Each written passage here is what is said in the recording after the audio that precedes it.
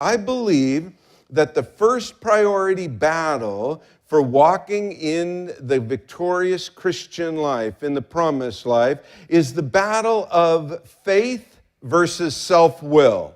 I think that's the highest priority battle. We can state it this way: the battle between the spirit and the flesh. Are you living a faith-directed life, or are you living a self-directed life?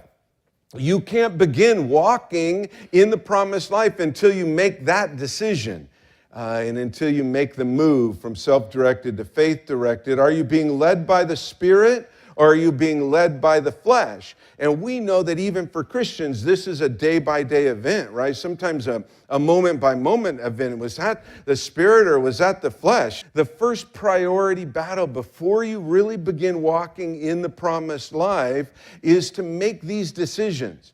Am I walking in the Spirit? Am I walking in the flesh? Winning this first priority battle of self-will and the flesh nature over the self-will and the flesh nature is dependent on these two things: faith in God's methods instead of our methods, and following God's ways instead of our ways. First, we as Christians, to live in the promised life, have to get through this battle with our own self-will.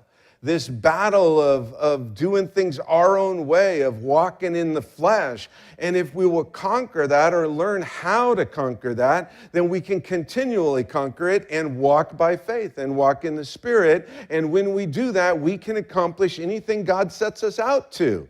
Anything He sets us to, we can. I have to begin to walk in the victory that the Lord has already given me. That's our part. We're not earning anything we've got from the Lord. Everything we have from the Lord comes by His grace and through our faith. But we still have to walk in it. And when Jesus says, I've given you victory over that sin or that obsession or over that addiction or over that ruined relationship or that split family, I've given you victory over it. Go walk in it.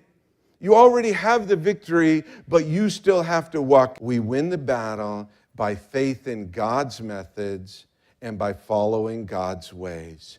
We find God's methods and God's ways in His presence through worship and in desiring to hear from Him.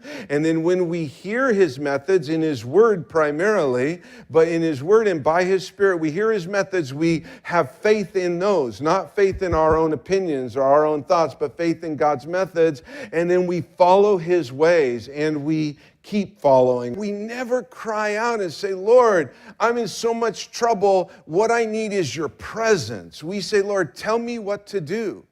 Show me a sign. Tell me how to fix this. And really, honestly, what we need is we need the Lord Himself. We need to say, Jesus, I need you in this situation. You need to come. I need your presence. And then you'll work it out.